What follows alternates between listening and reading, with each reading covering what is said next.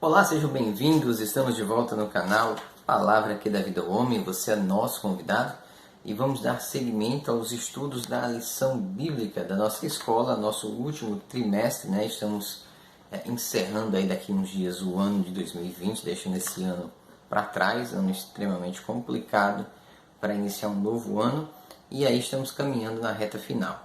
Hoje nós vamos ver a lição de número 8, a teologia de Zofar: o justo não passa por tribulação. Será que isso é verdade? Será que isso tem base bíblica? Será que as pessoas justas que buscam a presença de Deus vivem um conto de fada? É uma boa pergunta. Bom, nosso texto áudio diz assim: e terás confiança, porque haverá esperança, olharás em volta e repousarás seguro. Jó 11, 18. Verdade prática diz: segundo as Escrituras, até mesmo os justos passa por tribulação. Até mesmo o justo passa por tribulação. A nossa leitura bíblica está em Jó 11, 1 ao 10, e Jó 20, do 1 ao 10, que são aí os discursos de Zofar. Então respondeu Zofar, o Naamatita, e disse: porventura não será dada resposta à multidão de palavras, e o homem falador será justificado? As suas mentiras se hão de calar os homens, e zombarás tu sem que ninguém te envergonhe? Pois tu disseste: a minha doutrina é pura, limpo sou aos teus olhos. Mas na verdade, provera Deus que ele falasse e abrisse os seus lábios contra ti, e te fizesse saber os segredos da sabedoria, que é múltiplice em eficácia. Porventura alcançarás os caminhos de Deus, ou chegarás à perfeição do Todo-Poderoso? Com as alturas dos céus e a sua sabedoria, que puderas tu fazer, mais profunda é ela do que o inferno, que poderás tu saber? Mais comprida é a sua medida do que a terra, e mais larga do que o mar. Se ele destruir e encerrar ou juntar, quem o impedirá? Jó 21. Então respondeu Zofar, o Naamatita, e disse: visto que os meus pensamentos me fazem responder, eu me apresso. Eu ouvi a repreensão que me envergonha, mas o espírito de meu entendimento responderá por mim. Porventura, não sabes tu que desde a antiguidade, desde que o homem foi posto sobre a terra, o júbilo dos ímpios é breve e a alegria dos hipócritas apenas um momento? Ainda que a sua altura suba até ao céu e a sua cabeça chegue até as nuvens, como o seu próprio esterco perecerá para sempre, e os que o viam dirão: onde está? Como um sonho voa, e não será achada, e será afugentado como uma visão da noite. O olho que o viu jamais o verá, nem olhará mais para ele o seu lugar. Os seus filhos procurarão agradar aos pobres, e as suas mãos restaurarão a sua fazenda. Muito bem, então nós temos acompanhado as teologias dos amigos de Jó e as defesas de Jó nessa respectiva ordem. E nós vamos ver agora o amigo mais novo de Jó, o terceiro amigo, Zofar, que vai trazer um pouco da sua teologia com base na doutrina e na tradição dos antepassados e com semelhanças entre Bildade e entre Elifaz. Então há semelhança entre eles e há pequenas diferenças, pontos de vista específicos que cada um defende nas suas prerrogativas. Nós vemos que este último amigo de Jó, ele vai dizer o seguinte: ele vai insistir na tese que diz que o justo não passa por dificuldade. O justo, ele é imune.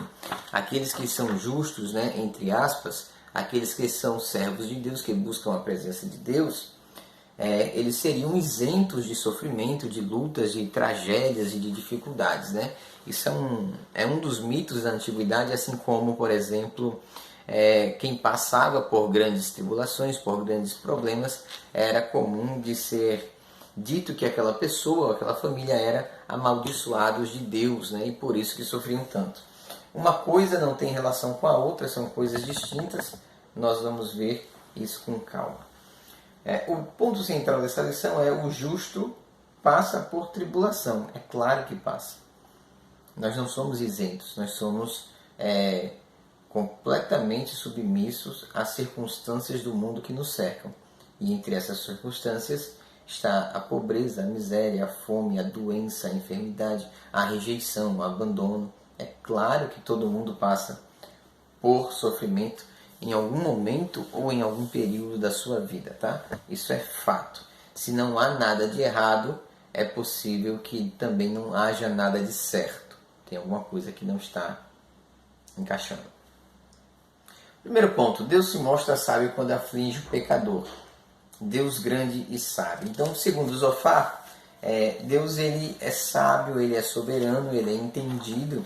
E a causa pela qual não só Jó, mas todas as pessoas que passam por dificuldades, por lutas, por problemas assim, com certeza devem ter pecado de alguma forma, de alguma maneira, perderam o seu patamar de justo e agora passam a ocupar o patamar de pecador e assim sendo, são afligidos pela justiça divina.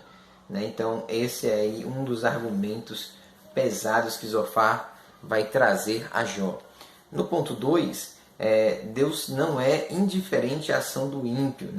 Então Zofar vai dizer o seguinte, para Zofar, se Deus debatesse com Jó como era o desejo dele, então não haveria dúvida de que ele ficaria contra o patriarca. Por quê? Porque Jó era pecador, estava em pecado, embora não admitisse, então a justiça divina sobre ele era correta e não havia o que Jó dizer a Deus.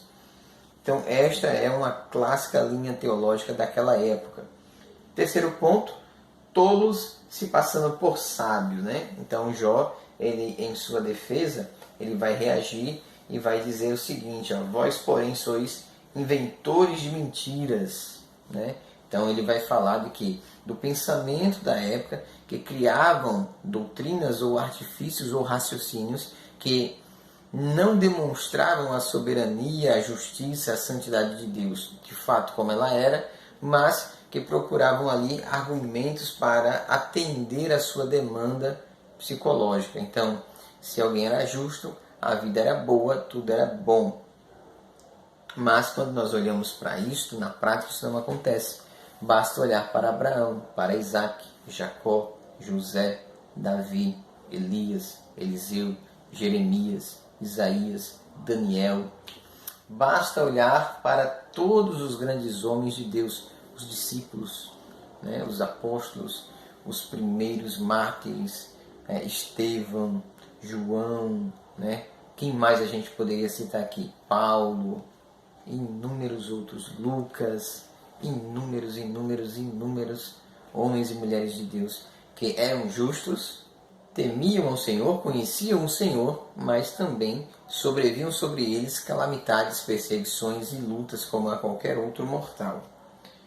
Síntese do tópico 1, Deus é grande e sábio e os amigos de Jó tentam se passar como representantes dessa sabedoria. E isso não acaba bem, É como hoje a gente vê na igreja, o Senhor disse, o Senhor falou, eis que o Senhor não falou nada. Mas alguém disse que falou.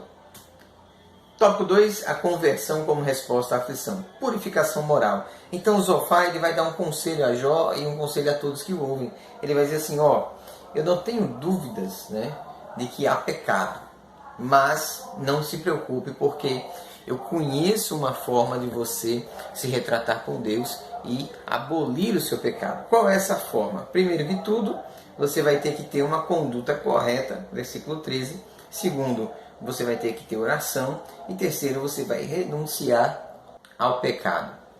Mas o problema é o seguinte, e quando você não tem o pecado? Entenda, não estou dizendo que Jó não pecava. É claro que ele pecava, isso é fato, inefável. O que eu estou dizendo é como assumir um pecado que você não praticou. Exemplo, como dizer que você é um adúltero sem ter adulterado? Como dizer que você é um ladrão sem ter roubado? Como dizer que você é um assassino sem ter matado? Entende? Então, nesse sentido, Jó não tinha pecado. Ele não tinha cometido uma falha para aquele nível de gravidade que os amigos estavam apontando. Então, Zofar vai tentar dizer a ele uma receita pela qual ele poderia reconciliar-se com Deus. Segundo ponto, é possível negociar com Deus? Não. Na verdade, desde o começo era o que o diabo ele esperava, né? Tanto é que ele vai até Deus e diz assim: Jó é fiel porque ele tem tudo, ele é rico, ele nada lhe falta e ainda tem mais. Ainda que não falte nada, qualquer coisa que ele inventa o Senhor abençoa. Então, ele é um barganhador, um negociador e tem negociado a sua fé. Ele é próspero, ele serve a Deus. Ele não é próspero, ele vai pular fora. Faça o teste. É isso que o diabo tinha dito a Deus. Então não posso negociar com Deus. E terceiro ponto, a angústia de Jó. A angústia de Jó, ela vai atingir o extremo, como se era de esperar para qualquer pessoa normal, né? Então ele vai chegar ao ápice do sofrimento, né? Ele vai ter ali um desequilíbrio psicológico, ele vai começar a amaldiçoar o dia que nasceu, a sua história, belelei, belelei, belelei. Todo mundo conhece da história. Mas o fato é que é completamente normal em algum momento Jó ele desanimar, ele perder as esperanças. Isso é bíblico? Claro que isso é bíblico. Olhe para Abraão, Deus aparece a Abraão e diz assim: Abraão, você vai ter um filho. E o filho não vem. Passa-se 1, 2, 3, 5 anos, 10 anos, 15 anos, o filho não vem. Chega um momento que Deus diz assim: olha, Senhor, é o seguinte, eu estou velho, Sara está velha e o mordomo da minha casa é Eliezer. Abraão estava dizendo a Deus em entrelinhas o seguinte: quem vai herdar na minha casa é o meu mordomo, porque eu não tenho filho, mas Deus tinha prometido. Então, esse desânimo, esse cansaço, essa fadiga é normal, todo mundo passa por isso, tá bom? Então Jó, ele começa a passar por esse sentimento, mas ele não esclarece no sentido de negar a Deus, de negar a fé. Ele começa a entender que talvez ali fosse o fim da sua história, mas que ele jamais, em hipótese alguma, abandonaria o seu Deus ou a sua fé. Síntese do tópico 2, Zofar tenta uma espécie de purificação moral de Jó, conclamando ao arrependimento ritualístico, mas como se arrepender de algo que você não praticou? Fica aí uma observação. Terceiro ponto, nós temos aqui: Deus julga e castiga os pecadores. Primeiro ponto, o castigo dos maus. É claro que Deus não tem o culpado por inocente. Culpado é culpado, inocente é inocente. Em algum momento a mão de Deus recairá sobre os maus. Eles não vão escapar do julgamento divino. Eles podem escapar da polícia, do tribunal, do juízo, tá? Ele pode escapar de outro ímpio, ele pode escapar de outro malfeitor, mas do juízo de Deus ele não vai escapar. A conta vai chegar, é fato. Segundo ponto, Jó diante de um paradoxo. Qual era o paradoxo desse capítulo 21, né? Nós vamos ver que Jó vai trazer uma resposta ao argumento de Zofar, e para o patriarca, a tese dele era que os ímpios sempre eram punidos, era contraditória pela experiência, no sentido de que as coisas boas que Deus preparou para a humanidade vêm sobre bons e sobre maus. O sol brilha para todos, a chuva vem para todos, o fruto da terra vem para todos. Então, o momento de Deus ter esse acerto de contas, ele pode ser mais na frente, né? Não necessariamente ele é instantâneo. Ele pode ser a curto, médio ou longo prazo, ou eternamente. Vai depender da situação de cada indivíduo. E terceiro ponto, a verdade vem à tona, né? A lei da retribuição não se aplica a todas as esferas da existência humana, né? Então a lei da semeadura, ela existe, ela é real, tá? Mas ela não pode ser aplicada a todos os pontos, né? Tem coisas que é inexplicável, eu não consigo explicar, você não vai conseguir explicar, os doutores não vão explicar, é coisas que só cabem a Deus dizer o porquê, explicar o porquê. Concluímos então o seguinte, né? Jó ele continua a sua defesa contra os seus amigos, né? Os amigos dele, cada um vai ter um argumento teológico, cada um vai buscar uma frente, mas Jó vai justificar-se diante de todas as situações e, o mais importante, Jó vai permanecer com a sua fé firme. Não é porque ninguém acredita no seu argumento que você precisa sair da igreja, do conjunto, sair do grupo, mudar de lugar. Não.